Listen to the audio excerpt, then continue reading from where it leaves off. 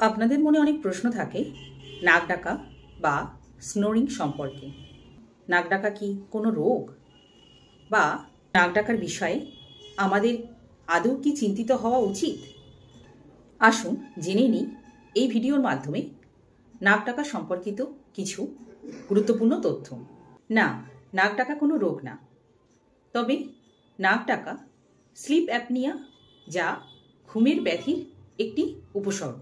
এটি diabetes, obesity, high blood pressure, stroke, heart attack এবং অন্যান্য হৃদরোগের সমস্যার কারণ হতে পারে।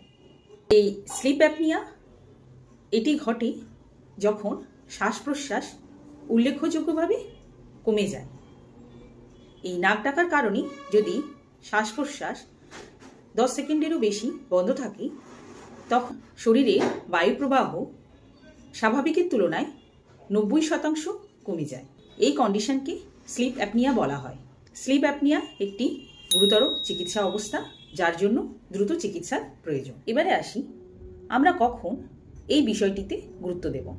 নাক ডাকা অযথা উদ্বেগের কোনো কারণ নয়, তবে যদি দিনের বেলায় অতিরিক্ত ঘুম ঘুম ভাব বা ক্লান্তি, ঘুমের মধ্যে দম বন্ধ হয়ে যাওয়া বা হাঁপানির মতো অনুভূতি, রাত্রে ঘুমের মধ্যে বারবার জেগে ওঠা, সকালে মাথা ব্যথা অনুভূতি হওয়া, কোনো কাজকর্মে মনোনিবেশ না করতে পারা বা বিরক্তি, এরকম যদি সিমটমস দেখেন তাহলে দ্রুত ডাক্তারের সাথে পরামর্শ করুন।